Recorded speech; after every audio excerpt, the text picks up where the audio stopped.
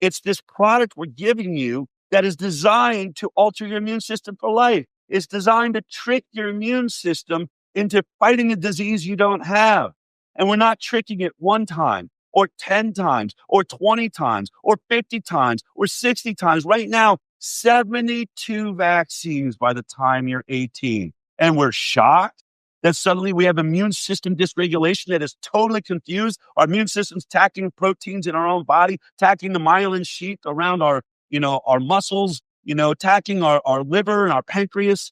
I mean, come on. We have made it. It just shouldn't take a rocket scientist to at least. It shouldn't take a rocket scientist just to at least say, you know what? We should probably move vaccines up to the number one thing we test in the middle of this crisis. Maybe we've made a mistake. Maybe one vaccine was okay, or 5. Maybe at 10 in the 1980s, when we only had 12% chronic disease, maybe that was a trade-off.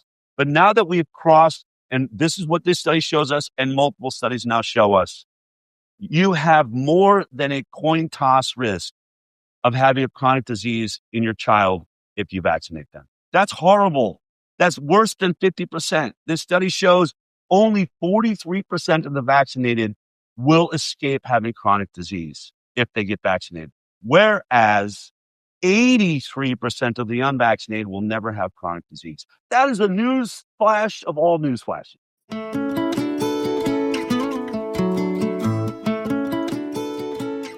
From the Weston A. Price Foundation, welcome to the Wise Traditions podcast for wise traditions in food, farming, and the healing arts. We are your source for scientific knowledge and traditional wisdom to help you achieve optimal health. And now here is our host and producer, Hilda Labrada Gore. Hey, Hilda here. The study we've been waiting for is finally here. The head of infectious disease at Henry Ford Health conducted a retrospective study of vaccinated children versus unvaccinated to document their health outcomes. But why is he not publishing the results in a peer-reviewed journal? The inconvenient results may be part of the reason. This is episode 555, and our guest today is Del Bigtree. He is the CEO of ICAN, the Informed Consent Action Network, the head of the HighWire, and the executive producer of a film entitled An Inconvenient Study. Today, Del explains why this film is so groundbreaking. It's because the study I mentioned at the top was conducted by a pro-vaccine doctor, Dr. Marcus Zervos, at a prestigious medical center, and its results are shattering expectations. They point to the statistically significant better health outcomes for the unvaccinated. Del has labeled the study inconvenient because Dr. Zervos has refused to publish the study results. So, how did Del get his hands on them? And why did he secretly record conversations with this doctor? And what about the cease and desist letters that Henry Ford Health has been issuing to Del? There is so much intrigue around this situation, and Del today explains all. Before we get into the conversation, I want to invite you to click around on our website and avail yourself of a number of resources that we make available at a very low cost. We have brochures that are like pennies on the dollar related to vaccinations, nutrition for mental health, and more. Plus, we have coming out our 2026 shopping guide, which is a wonderful resource to find recommended farms and food that may ship right to wherever you live here in the United States. All of this is available at westonaprice.org. Click on the Order Material button on the homepage, and I'll put the link in the episode description so you can get it easily. Today's guest offers views on viruses that differ from those of the Foundation. The Weston A. Price Foundation has uncovered no evidence that viruses exist or that they cause disease. This is Hilda Labrada Gore, and you're listening to Wise Traditions. Welcome to Wise Traditions, Del. Hi, Hilda. It's great to be here. I have so many questions about this new movie, An Inconvenient Study. I want to start with this. Is it true that you challenged a top doctor at the Henry Ford Health Center to do this study of the vaxxed population and the unvaxxed population and their long-term health outcomes. Yeah, that's exactly what happened here. This study only exists by the grace of God and a dinner that I went to back in 2016. We were traveling the country with Vaxxed, and we were pulling up through Michigan and Detroit, where Henry Ford Health is. And, a fan of Vaxxed said, I know the head of infectious disease at Henry Ford Health. Would you be interested in having dinner with them? I said, sure, absolutely. So I had dinner. I met with Dr. Marcus Zervos. He's the head of infectious disease at Henry Ford Health. He is a world-renowned scientist, works with WHO, does huge work. And at that time, he had just gotten through really being one of the lead scientists at the center of the Flint, Michigan water crisis. If you remember, they were having lead in the water, Legionnaire's disease, and the health department was acting like it wasn't a problem. Dr. Marcus Zervos did the studies on the water, and he stood up against the health department and said, this is toxic water. You need to do something about it. So he got into some trouble that he sort of outed the health department for not taking care of people. So he's a good scientist. He follows the data. He does what's right. So anyway, we sat down to dinner, and the first thing he said to me, Hilda, he said, I've watched your film Vax. It's very compelling. But you're saying something at all these speeches you're giving that I find was very difficult, which is I'm watching your YouTube videos and you keep saying they've never done the science to prove that vaccines are safe. And he said, so obviously I'm a huge proponent of vaccines. I take that, I was offended by that. And so I sit on the biggest databases in the world. So I went to get all the information so I could show you that you're wrong. And he looked me in the eyes and he said, and I am shocked that I have to sit across from you and tell you you're right. We have never done any proper, placebo-based trials to establish safety in any of the childhood vaccines. They said, I want to be clear. That doesn't mean the vaccines aren't safe, but it does mean we can't actually say that they're safe. I said, Mark, that's all I've been saying. And he said, no, I've watched you. You are very careful about being accurate. So, it started out in a very interesting place. And so then ultimately he said, look, I'm pro-vaccine. I don't know what I can do for you. I said, well, look, if vaccines are actually making us healthier, why don't you prove it by doing a study that compares vaccinated to unvaccinated? Now, of course, for the medical freedom movement, this is like the holy grail of studies. We've been asking for it for decades. But I just thought, let me give it a shot. Henry Ford is one of the greatest research institutes in the world. Would you do this study? And he said, yeah, I would do that study. I was like, really? I said, and then I warned him. I said, look, if this study turns out the way I think it might, it could be really damaging to your career. He's like, oh, I don't care about things like that. I follow the data where it leads me. And he said, besides, I'm about to retire. And I was like, oh, well, great. And so it didn't happen right away. I would call, once a year, just kept the relationship, kept pushing, you're going to do that study. And finally, I flew out around 2018. Aaron Siri and I, our attorney for our nonprofit Informed Consent Action Network, flew out and said, Marcus, you should really do this study. And, there's almost like a civil war now over this conversation. Are these vaccines safe or not? Are they causing other effects we are not seeing? And you could end this question forever and prove that vaccines are great. And we really challenged him that way. He said, okay. And he did the study. He finished it by 2020. The studies of over 18,000 children, nearly 2,000 of which were unvaccinated. This was a retrospective study. In other words, it was looking back at all the data that he had accumulated at the Henry Ford Health.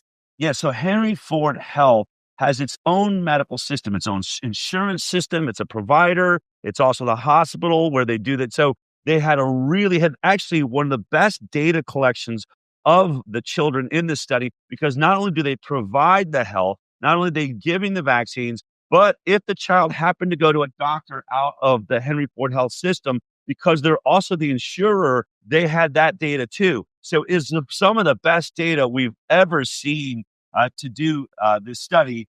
And so, it was just the idea was just compare those two groups of people and ask simple questions about their health outcomes. And so that's what they did. And we only really had one request. And I knew that he was pro-vaccine. He made that really clear. So obviously, you're doing the study to prove us wrong. Some would say that would be risky, but I've seen so much science around this, at this point, that I just thought, let the chips fall where they may. I said, so no matter what, Dr. Zervos, just agree to publish it. Whatever the study shows, publish it. And he said, okay, I'll publish it. So by 2020, when he did the study, suddenly he's not publishing it. Suddenly it's like crickets. You can't barely get him on the phone. Obviously something was really wrong. And we kept reaching out. He says, I can't publish it. And so I finally said, would you go to dinner? Can we talk about it? And so I flew to Detroit, Michigan to have dinner with him. And I brought hidden cameras with me and recording equipment. Okay, time out on that. This is the part that felt like a James Bond movie to me because I'm like, "Oh my gosh, he's secretly recording him. He doesn't know." People keep asking me because they've seen the movie too, Del. Was that legal? Yes. I mean, so I'm really lucky in the work that I do that I think we have the greatest attorney, certainly of our lifetime in Aaron Siri. And there's not a single thing I do that I don't run through my legal team. And so when you are, and you should be careful about this because there are states where that is illegal. You can always look this up. If for whatever reason you decide you find yourself in a situation where you want to record a conversation, you have to be in what's called a one-party state, which means in that state, only one of the two people in a conversation has to know that there's a recording happening. There are states that are two-party states where both parties have to be aware that there's recording happening. And I also want to say I think it may be the only time I've ever brought hidden cameras to something I'm doing. I cannot remember another time. It's really not my style. There are guys that are famous for having that style. I like to leave that to them. But this was a different situation. In this situation, Hilda, I just felt like if that study, and I hadn't seen it, but I said, if that study says what I think it says, this may be the most important study that has ever been conducted on Earth. And children are in harm's way. If he's not publishing it simply because he's afraid or something like that, then it's my duty to get that information, have that information in a way that I can prove it and figure out a way to save children's lives with that. And so it kind of overrode my usual concern because I like to make sure when I do, reporting, I always tell my, contacts, sometimes whistleblowers, I'm never going to out you. But in this case, it really wasn't about my reporting. This was about an agreement we had. You said you would publish this study, so I want to know why you're not. And so that's why I brought cameras. And that's why we have this very, very important information that comes from Dr. Yes, and the word important, I noticed Dr. Zervos, that's exactly the word he used to describe the study. He agreed with you that was an important study. But what did that meeting reveal about why he wasn't publishing it down? Well, look, if you watch the film, he says, several times in many different ways that it's a good study. As you said, it's an important study. I even asked him, is there any way this study could be done better? And he said, I don't see how. And so then when I'm like, well, then why won't you publish it? And he says many different times, because it will destroy my career. I will be finished. I even reminded him that he had said back in 2016 that you were about to retire, that you follow the data where it leads you. And that was your, energy at the time. He's like, yeah, I'm not in the same headspace any longer. And I think part of it that is just lightly revealed in the film is that he also oversaw the hydroxychloroquine study that was very important during COVID that came out of Henry Ford Health. And he did get attacked by Fauci and everybody on that also.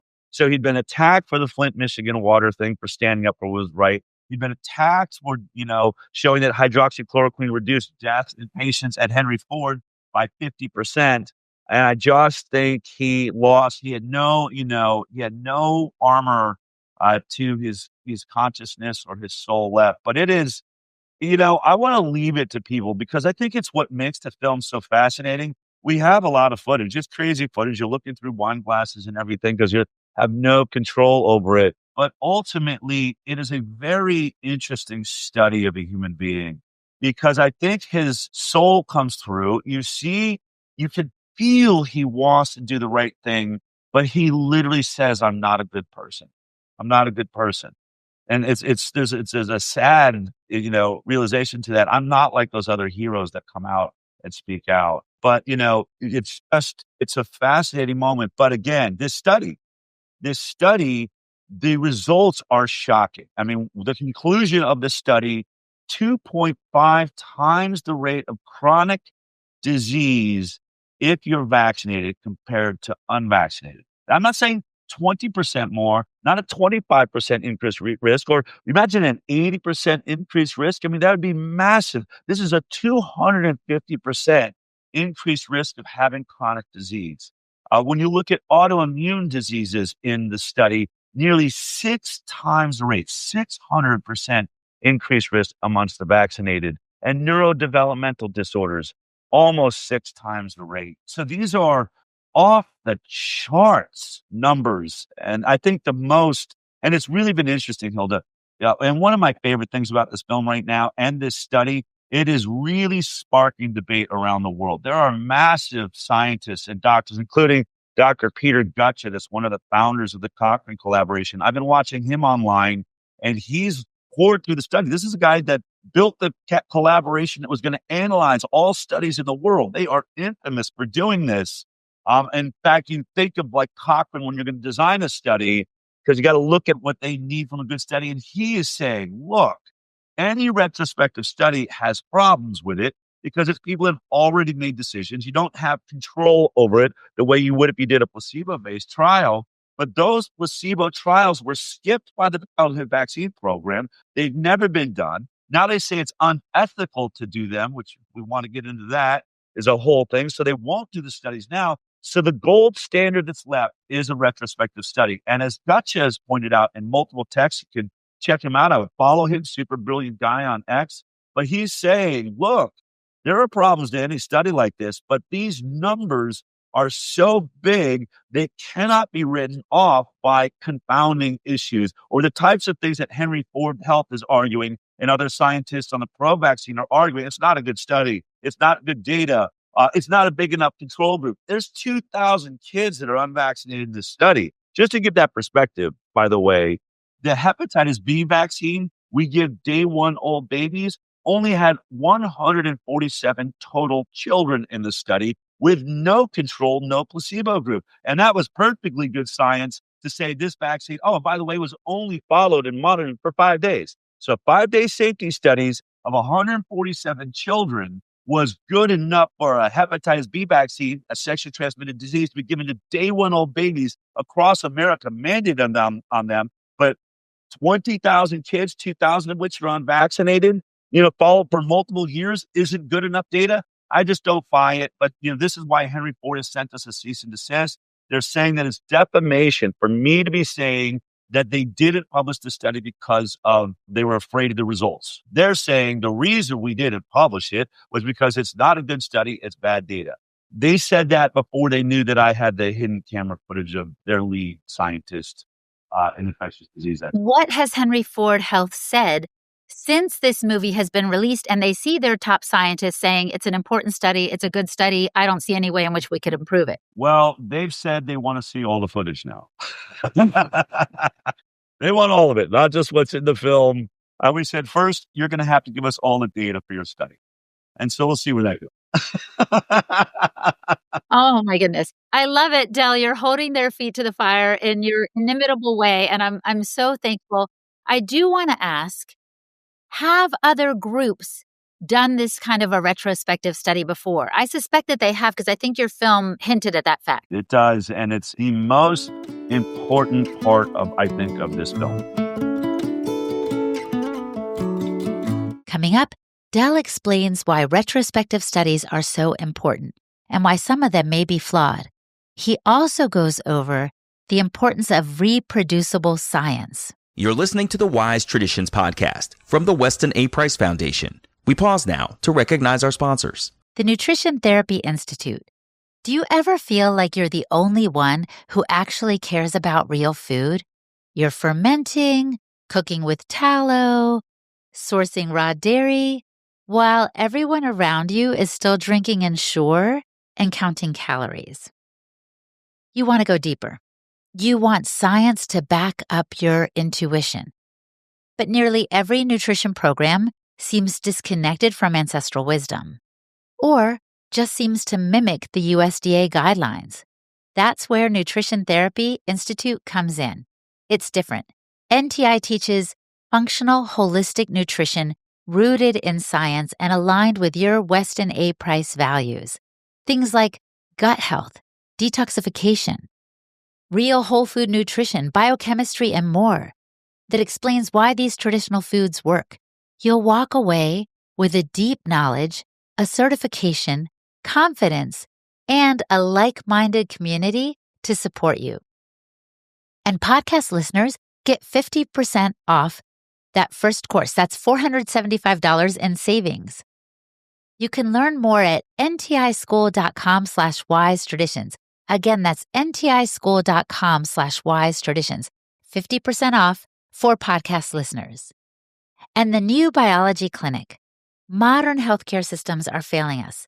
There are months-long waits for appointments, oftentimes where you only end up with 10 minutes with your doctor, who quickly makes a generic diagnosis that can result in medication dependency or invasive treatment options and unpleasant or harmful side effects with no real cure in sight. If this sounds all too familiar, consider a different approach. The New Biology Clinic was founded by Dr. Tom Cowan, a respected alternative medicine doctor, author, and speaker. Dr. Cowan's holistic perspective on health and wellness and the true nature of health and disease really sets this clinic apart. At the New Biology Clinic, it's not about quick fixes.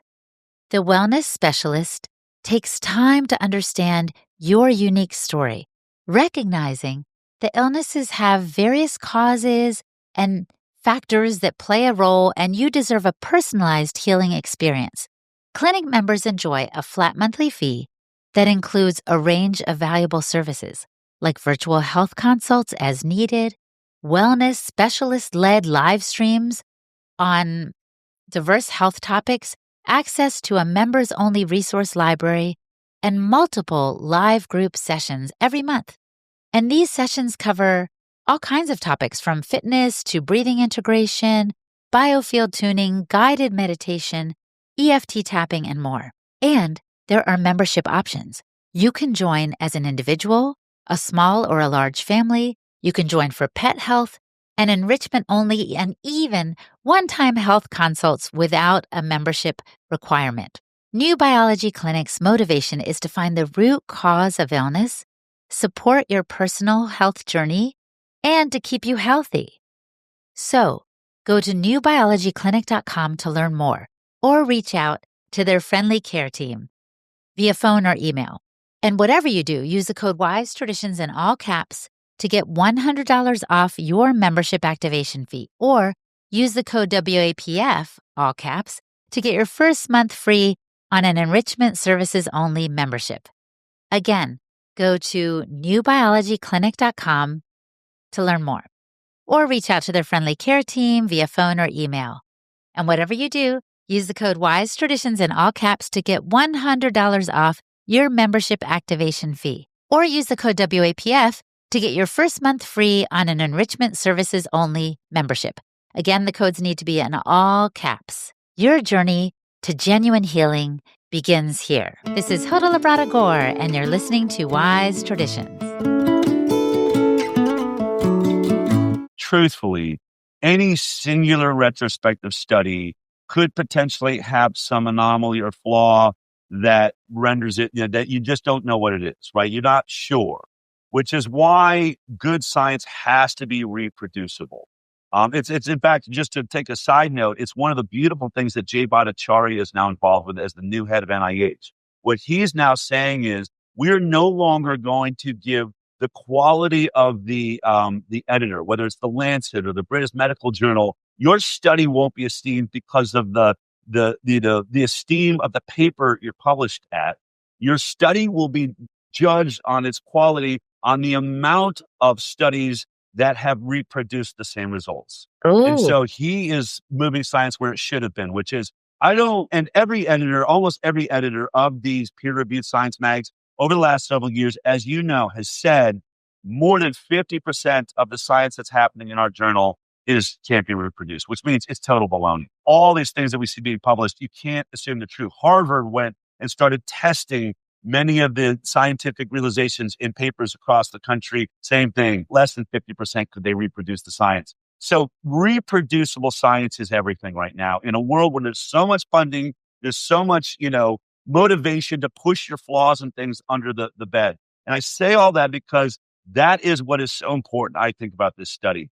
There have been, depending on how you look at it, between 5 to 10, but I'd like to say around 4 or 5 really decent vaccinated versus unvaccinated studies. One of the most famous ones was by Dr. Anthony Mawson out of the University of Mississippi.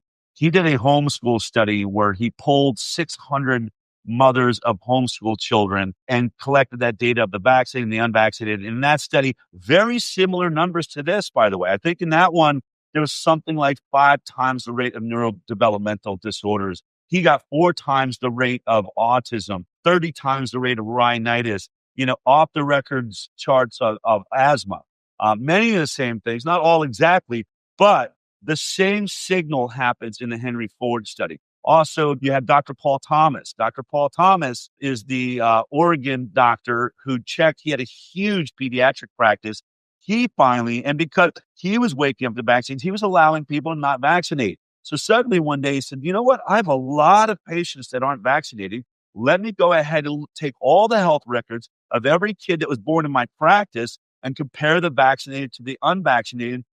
Very similar results and so, the vaccinated were sicker, higher rates of asthma, higher rates of, all sorts of autoimmune disease. And Brian Hooker and Neil Miller have done a study. Same results, and I say same in that same signals. What I can say is same about it is not one of these studies shows that the unvaccinated are the ones that are sick. Every single one shows serious chronic disease issues amongst the vaccinated. And what sets Henry Ford apart is the mainstream science is always torn into those studies saying it's done by anti-vaxxers, which is not true. Anthony Mawson wasn't an anti-vaxxer. He's a legitimate professor. I think you've got to look at Brian Hooker. Sure, he has a vaccinated child. Maybe, maybe has a bias, but these are good scientists. Paul Thomas has got both in his clinic. He lost his license for doing this study, right? Anthony Mawson had his career attacked, which is why when you look at Dr. Marcus Zervos, he knows these stories. He knows when you decide to delve in this territory, the pharmaceutical industry starts attacking you. Usually the U.S. government and your health agencies. Luckily, right now, we've got Robert Kennedy Jr. in there that I don't think, obviously won't attack. But Henry Ford Health states how pro-vaccine it is in its own advertising. Dr. Marcus Zervos said, I'm the reason we force vaccinate everyone that works at Henry Ford Health. So you couldn't get more pro-vaccine. So unlike if you could say those other studies maybe had a bias to them, if you're going to say this study had a bias, it was going to be in the favor of the vaccinated, which is what makes this so unique. They set out to prove the vaccinated were the healthiest. And instead, I think some of their data is even more damaging and terrifying than those other studies. But today, up until this moment, Hilda, there is no study in the world that compares vaccinated to completely unvaccinated and shows that the vaccinated are healthier. I think that's a major problem. I think that is what we're shouting from the mountaintops with this film right now. And it's a demand. This is only 20,000 kids. The CDC needs to take a larger database. We need to take the health databases of every single state in America. We need NHS in England to take their entire database, for Sweden to take its database, Japan, across the world, and compare your vaccinated to your unvaccinated. Of course, around the world, we're all using different vaccine schedules. We are the most vaccinated nation in the world. But if this study is true, and the other 4 or 5 that have been done is true, then we have made an absolute complete scientific error with this vaccine program because the numbers are staggering, Hilda. We're now reaching, Bobby and President Trump will say 40% chronic disease in children. I like to say 54% if you add in obesity. I don't think you can blame obesity just on lifestyle decisions. I think these chemicals and the things, and maybe even these vaccines are contributing to it. So with those numbers, 54% of our children are chronically ill, either neurological disorder or an autoimmune disease or obesity. That is up from just 12% in the 1980s. That means in just, roughly 40 years, we've seen the greatest decline in human health that has ever been recorded. And so we're the sickest nation in the world. We're the sickest generation of children that has ever been in this country. And so no Tony Fauci, no Peter Marks gets to dance around how great they are and how great the CDC and the HHS, our regulatory agencies, have overseen and frankly been responsible for the greatest decline in human health, and especially children's health, that has ever been recorded. And when you look at this study, when you look at 54% chronic disease in our American children, and then this study shows that when they do a chart that over 10 years, what would be the likelihood that you would have a chronic disease?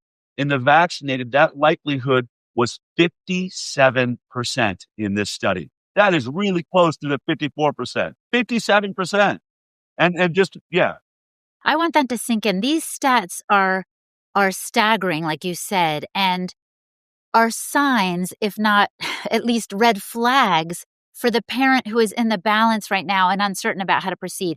Whether the scientists are convinced or not, you are acting like a true scientist by saying, let's continue to do the studies. Let's continue to look, whatever the outcome may be, because Dr. Zervos, his studies may have come with a different conclusion, and you were taking that risk, Dal, but you had the feeling because you've been seeing the data accumulating from true scientists that indicate that the unvaccinated populations are consistently healthier. I also was suspicious, Hilda, because not a single health agency in the world has ever produced this study. I find that, so I'm a journalist, right? You learn to have a feeling about things, a red flag about something. You have Robert Kennedy Jr. out there saying they've never done placebo-based trials. I was his director of communications when he ran for president, so I definitely have a bias on this story. But let's be clear. There's not a health agency in the world that wanted Robert Kennedy Jr. to be HHS secretary. And I assure you, it is not lost on them that all they needed to do to prove his statements wrong was to just compare their vaccinated to their unvaccinated in whatever nation you're in the United States of America. The CDC under Joe Biden could have done it. The CDC under Obama could have done it. The CDC at any time could have done this study to shut up Del Bigtree, every anti-vaxxer, Andy Wakefield, Robert Kennedy Jr., and just said, see, we compared these two groups of kids, and the vaccinated are clearly living longer and have healthier lives. Why has that study never been done? Because if it had been, you would have known about it. That would have been the biggest headline. Sanjay Gupta would have never stopped talking about it. It would have been the headline around the world. So why wouldn't they do the most obvious study known to man to finally win this argument? I had a hunch when I went to Dr. Marcus Zervos, and my hunch is they have done this study every way possible, thousands of ways. Take away this, take away that, try to control it this, make it an age group. And I think the data is so incredibly toxic and damning that all they do is attack anyone that tries to do this study because it's all they have left. I think the genie's out of the bottle. I think this study is now showing that this conversation is all but over. We are very close now to living in a different world where we're going to have to accept, wait a minute, did we just trade chicken pox for permanent chronic eczema? Like literally, in some ways, like chicken pox all over my body my whole life? Am I going to fight a rash over my body my entire life versus allowing my kids to have a rash for 4 or 5 days? I think that is the question of our time. Did we trade childhood, trivial childhood illness for chronic lifelong disease? The CDC just came out with a stat, 76% of adults are now chronically ill. 76%. 76%. We're dying, Hilda. Our species is dying. We're the only mammal, in fact, we're the only animal on the planet that is losing our ability for our immune systems to protect us. And that's what that is. When you have autoimmune disease, you have immune system dysregulation, which means your immune system isn't working right. Well, why would that be? Is it the fluoride in our water? Is it the pesticides on our crops? Is it the plastics? Is it the forever chemicals? Or is it possible, if immune system dysregulation is the crisis of our times, that it's this product we're giving you that is designed to alter your immune system for life? It's designed to trick your immune system into fighting a disease you don't have. And we're not tricking it one time. or 10 times or 20 times or 50 times or 60 times. Right now, 72 vaccines by the time you're 18. And we're shocked that suddenly we have immune system dysregulation that is totally confused. Our immune system's attacking proteins in our own body, attacking the myelin sheath around our muscles, attacking our liver and our pancreas. I mean, come on. We have made it just shouldn't take a rocket scientist to at least. It shouldn't take a rocket scientist just to at least say, you know what? We should probably move vaccines up to the number one thing we test in the middle of this crisis. Maybe we've made a mistake. Maybe one vaccine was okay, or 5. Maybe at 10 in the 1980s, when we only had 12% chronic disease, maybe that was a trade-off. But now that we've crossed, and this is what this study shows us, and multiple studies now show us, you have more than a coin toss risk of having a chronic disease in your child if you vaccinate them. That's horrible. That's worse than 50%. This study shows only 43% of the vaccinated will escape having chronic disease if they get vaccinated, whereas 83% of the unvaccinated will never have chronic disease. That is a news flash of all news flashes. Absolutely. I remember in the movie they said, one of the problems, one of the things we couldn't control in the study was the fact that those that weren't vaccinated weren't having as frequent hospital visits. And I was like, well, of course, because if they're well, they're not going to come back around to the hospital for any need because they don't have a need. But let me ask you a question, Dale. What about how will mainstream scientists, people who genuinely want to know the results of these studies, how will they get a hold of this study if it hasn't been published? So we got lucky, and the reason this took so many years is we couldn't legally figure out a way that we could publish it. That would be a copyright infringement or something. Just wasn't the right way to go about it. We were looking for other scientists that might somehow be able to get this data from Henry Ford, but it was when Aaron Siri handed the study to Senator Ron Johnson to look at. Just said, look, you've been doing great work on this topic. You should know this data even shows up in this unpublished study. And Senator Johnson said, this is an outrage. This study needs to be seen by the world.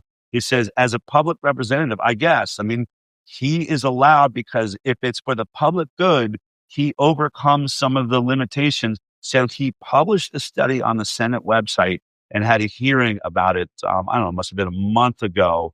And by publishing it, he made it available to the public so that we could tell this story. And so I just really want to tip my hat to Senator Ron Johnson, who has been an absolute hero for the vaccine injured throughout COVID, which woke him up.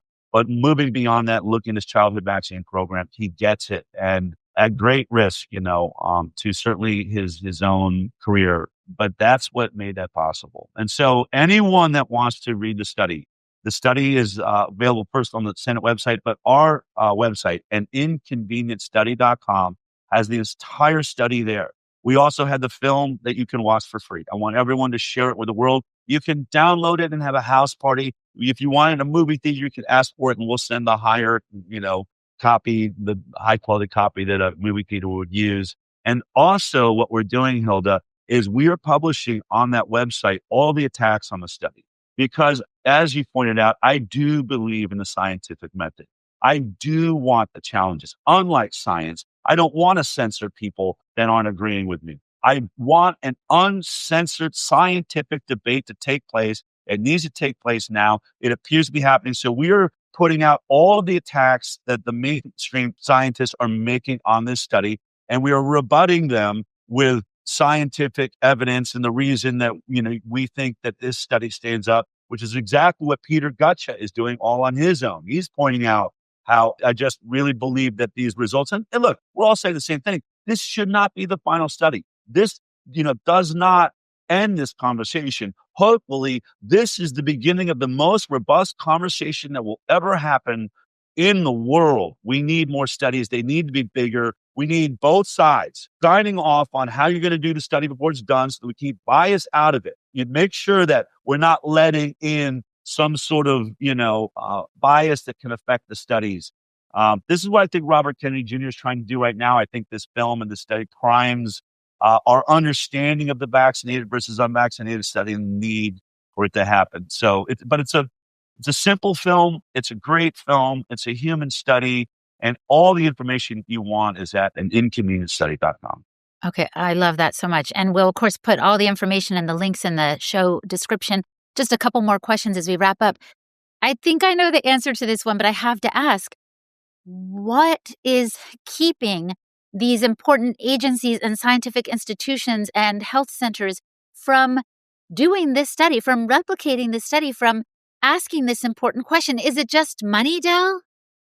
Well, I mean, I always say money undermines the power of what we're up against. Greed is a huge factor, but greed is not as big a factor as power. And really, the pharmaceutical industry and the medical establishment have now got power over the world. We experienced it during COVID. We experienced, and no one saw this coming. Maybe Bill Gates did when he started buying up NGOs and getting behind vaccine programs and, pharmaceutical, advancement. Because when did America take the greatest blow to its sovereignty we've seen in over a century? Was through health. If they could make us afraid that there was a pandemic, they could take away our rights to go to church. They could take away our rights to go to school. They could take away our rights to make a living. They could take away the most important fundamental right of free speech. I lost my YouTube channel. Lost my Facebook channel. We had a president that we now know was involved in stopping free speech through social media and was promising, if they got reelected, to make misinformation their number one campaign. It's very interesting from the very administration that told us that the vaccine would stop transmission and it couldn't. Told us we had to wear masks when now we know there's no science that shows it can stop a particle as small as the coronavirus. Told us that 6-foot distancing, which is why we had to lock ourselves in our home, that not only that attacking Anthony Fauci on anything, you're not just attacking me, you're attacking science, as though he is the science. Congressional hearings now show that was an arbitrary, made-up rule that has no basis in science whatsoever. So what was the misinformation? Misinformation came from our own president and our own nation and all the leaders of the world. And now they want to be the ones deciding what misinformation is. That was the most terrifying election I've ever sat through, because I believe no matter what party you're in, no party should ever stand for censorship or having the government decide what truth is. That is exactly why our founding fathers, created the First Amendment. That is why we have this nation that we do. If we lose our First Amendment rights, we lose every right that comes after it, because you cannot fight for them. So that's why this issue has been so important. I think they've never done these studies because of what I said. They can't do these studies. And also, they're all funded and corrupted by pharma. They're not allowed to do these studies. People get fired for doing these studies, which is exactly what Marcus Zervos says over and over again. It's like a man who has seen a ghost. And there are those that are angry at him that he wouldn't charge him that fire. But it is, for scientists, this is a suicide mission, which it just should not be. Science, it should never be a suicide to tell the truth.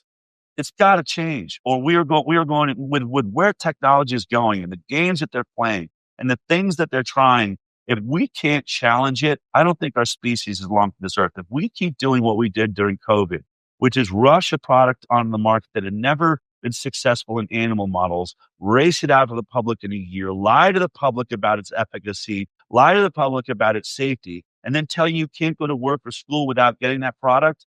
I hope that we've survived COVID. There's a lot of very, very scary things happening with the rise in cancer, rise in heart disease, and all these things that I think can be attributed to that vaccine. More studies definitely need to be done. But let's be clear. If we keep allowing the pharmaceutical industry to work that way, to rush products out without long-term safety studies, use our government to force us to take it, can you imagine? We only need one mistake.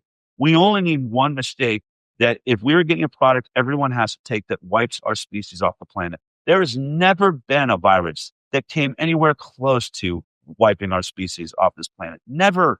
Not since the dawn of man.